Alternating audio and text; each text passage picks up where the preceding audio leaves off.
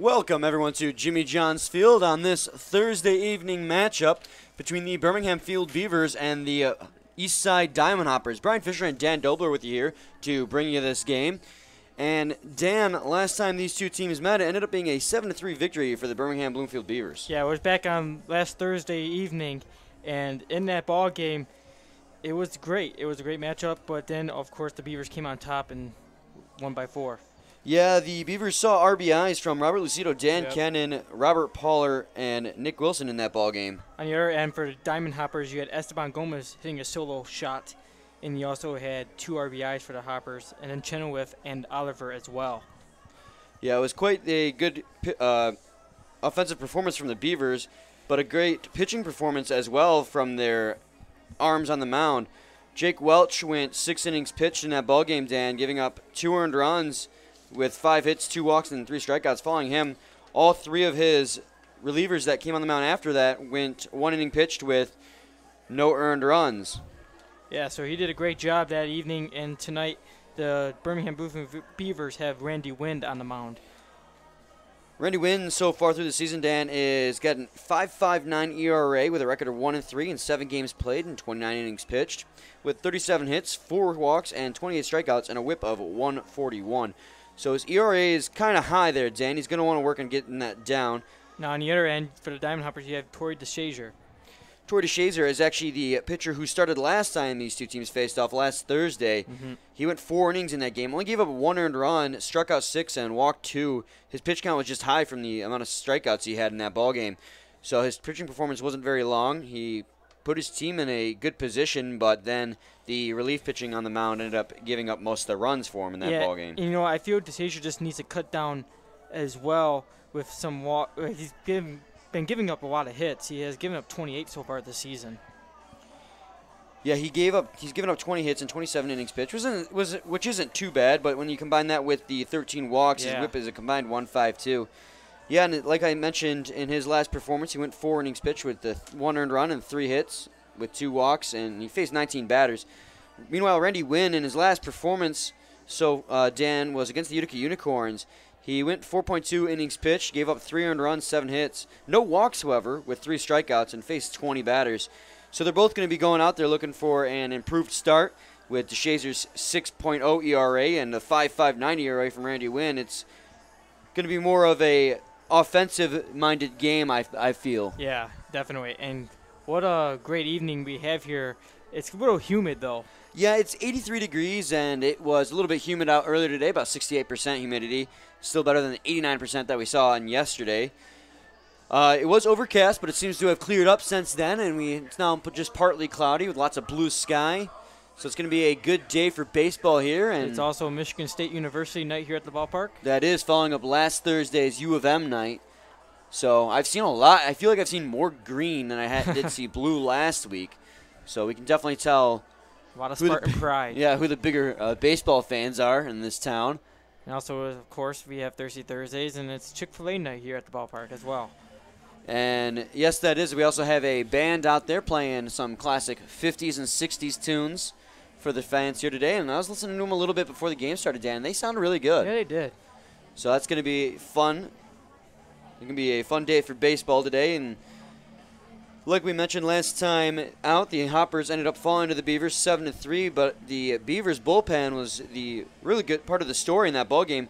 Cam McKenzie, Kevin Martin, and Jacob Eitzel all went 3 innings pitched combined, gave up just 1 hit in those combined innings with no earned runs, 1 walk, and 4 strikeouts. So between them, only 1 walk and 1 hit is phenomenal. Yes, so it is. The Beavers on the mound were just dominating in that game. Meanwhile, the relief pitching for the Hoppers left a little bit to be desired.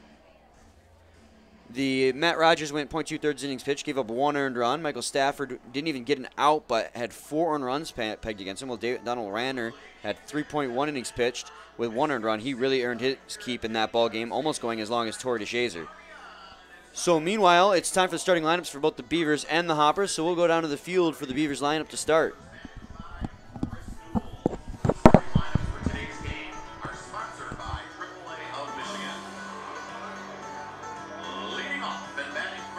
From Hayward, California, the right fielder number 26, Don Andre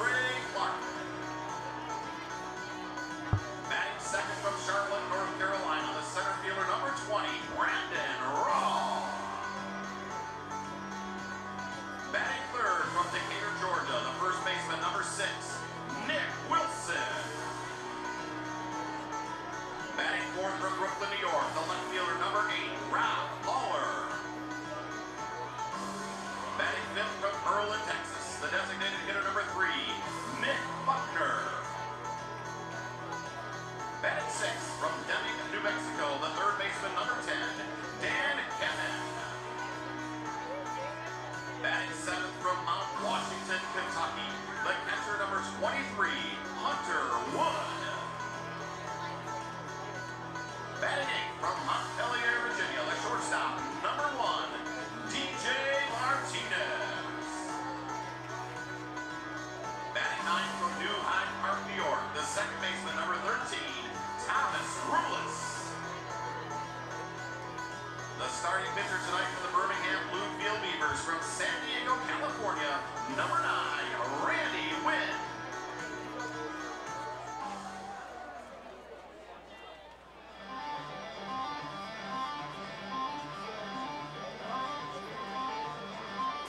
Okay, ladies and gentlemen, it's time to bring on your home team for today's game, the Eastside Diamond Hoppers, managed by Paul Nochi. Joining the Hoppers on the field today are the baseball buddies, the Mudhens, and participating in today's High Five Tunnel Minutemen Baseball. Leading off and batting first from the Dominican Republic, the shortstop, number 7, Ricky Castro with Becky Banaszak. Batting second from Virginia Beach, Virginia, the second baseman, number 2, Cam Stewart with Connor Kokinos.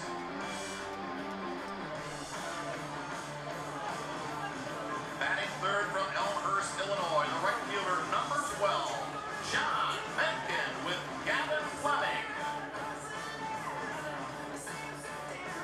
Batting fourth from Brooklyn, New York, the first baseman, number 21, Esteban Gomez with Gavin Gretel.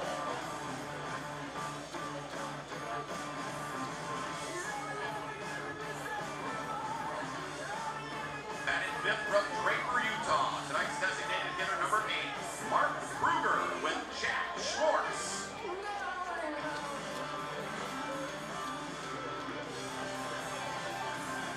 Batting sixth from Lumberton, North Carolina, the left fielder, number 22, Chris Power with Nate Cutter. Batting seventh from Corona, California, the third baseman, number 25, Brandon Oliver with Noah Foster.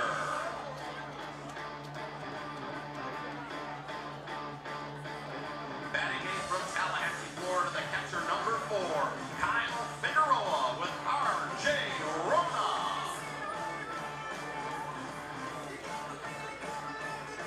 Batting ninth from Grand Rapids, Michigan, the center fielder, number 10, Ian Mikulski with Tyler Patasic.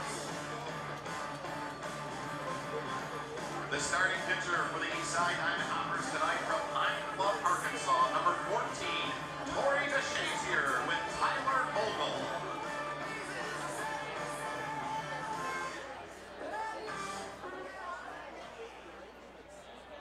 Ladies and gentlemen, please rise and remove your hats. Veterans and active military may keep your caps on while rendering the hand salute as we honor America and our military with the singing of our national anthem, performed this evening by Julia Tyab. Oh, say, can you see by the dawn's early light what so proudly we hailed at the twilight's last gleam, whose broad stripes and bright stars through the perilous fight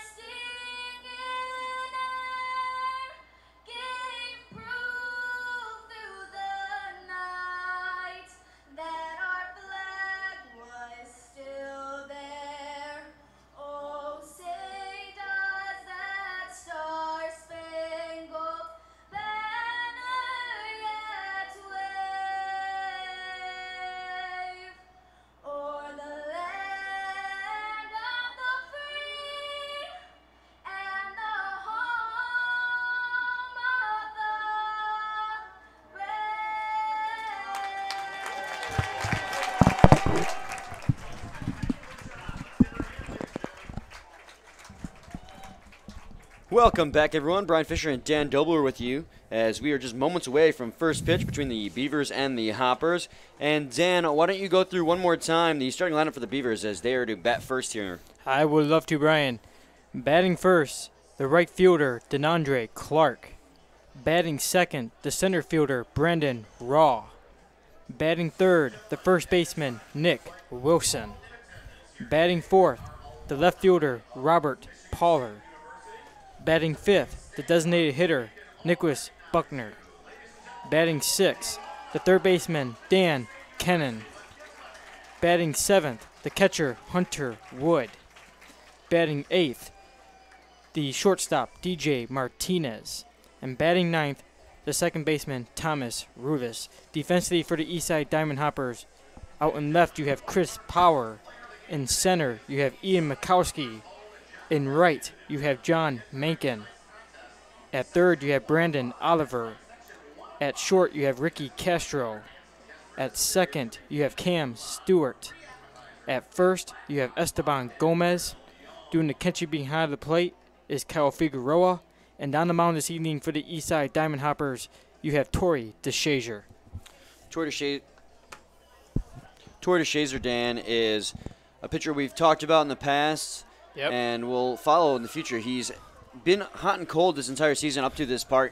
He's had a couple of really good starts and a couple of very iffy starts. His start last game wasn't bad. He didn't go very deep in the ballgame, only going 4 innings pitched, but he struck out 6 in that ballgame, only walking 2 and giving up 3 hits with only 1 earned run. So his strikeouts were up, but because of his pitch count getting so high, thanks to a lot of 3-2 counts, he didn't go very deep in the game. So if he can repeat that performance as last time, but keep his pitch count down, he'll really put his team in a good position to win. Yeah, I feel that's gonna be the main focus for Torrey DeShazer this evening. Keep that pitch count low, and also focus on giving up less hits, and he can go further in this ball game. Meanwhile, the Birmingham-Bloomfield Beavers leadoff man will step in. That would be DeAndre Clark, the right fielder in today's ballgame. DeAndre Clark, so far this season, hitting .350, has 36 hits and 11 RBIs. Yeah, and the last time we saw the Beavers, Dan, was in that game against the Hoppers last Thursday, as the first pitch is a strike at 72 degrees at 7:02 p.m. So 0-1 on Clark. And like I was saying, last time we saw Clark, he went 1 for 4 with a base hit, a stolen base, and a walk, as that's when it's going to find its way outside the strike zone for a ball. He also had a stolen base in that ball game as well when he reached in the third on a single. And he's going to sky that one over to left field for a base hit. So DeAndre Clark is going to lead off the game with a single. So now Brandon Raw will step in here in the top half of the first inning with no outs and a man on base as the Beavers look to get something going here early and attempt to strike first. Torrey DeShazer's going to have to keep a close eye on first with DeAndre Clark because he is a threat in the base pads. DeAndre Clark is not just a threat in the base pads, Dan. He's a threat anywhere. And DeShazer sets. Here comes the delivery. It's going to be a ball low and away, way away. 1-0 now on Brandon Raw. Brandon Raw so far this season hitting .265, has 27 hits and 5 home runs and 20 RBIs. Last time we saw him, Dan, he did have an infield single, but he hit into a double play and had 3 strikeouts. Other than that, going just 1 for 5 in that ball game. It's a little bit unusual from him. Yes, it is. Tend to see a lot more production out of him, as that's going to be a throw down of first. Clark gets back in safely, however. Not much of an issue there for him. And let me tell you what a great job he has really got comfortable with this Beavers team, because earlier in the season we seen him on a different team with the Unicorns, and he fit just perfectly when he came over to the Beavers. It's going to be a ball low 2-0. Yeah, Dan, I have to agree. It didn't take long for Brandon Raw to readjust. He's hit 2 home runs with them already. Mm-hmm. And I think part of that comes from just how close not only the players on each team are, but how close the players in the whole league are as a whole, as that's going to be a strike for 2-1 now, as that one was on the inner third of the plate.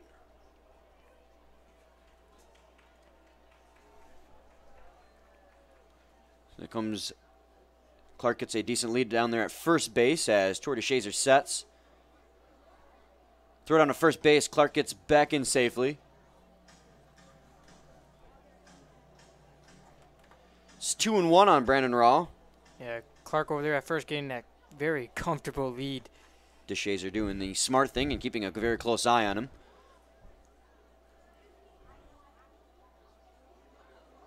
Clark's going to go back to first. Being very cautious of DeShazer. DeShazer's already thrown over 3 times.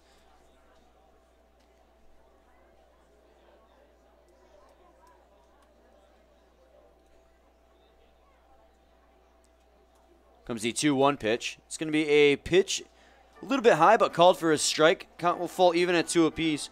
DeShazer's delivery, Dan, it's very slow to the plate. Yes, it is. And I think that's going to be actually going to end up being advantageous for DeNandre Clark in the long run, as it'll give Clark more time to get a jump on. Comes the 2-2 pitch. That's going to be a strike on the inner third of the plate, and that's going to strike out Brandon Raw looking. Very great location there for Torrey DeShazer to get Brandon Raw. Also a great job bouncing back after giving up a leadoff single here in the top of the first inning to strike out the next batter.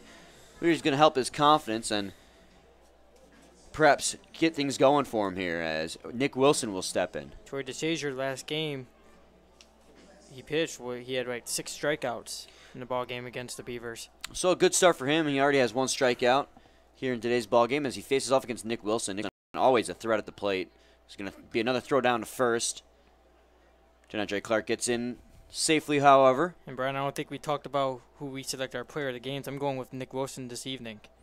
Nick Wilson obviously being a pretty safe pick as he tends to hit lots of home runs. And here comes the delivery from DeShazer. Whoa, Nick Wilson's going to throw his bat into the netting in the left side of home plate. Luckily, the netting was there, Brian. He swings and misses at that pitch. Or fans would have got a free baseball bat. So Nick Wilson, after reclaiming his bat, will go back to the plate with an 0-1 count. And my pick for player of the game was Cam Stewart. Cam Stewart for the Hoppers, hitting around 370. He's a constant threat at the plate. Who did Steve go with? Steve went with the slick third baseman, Dan Kennan. Dan Kennan always a treat to watch defensively.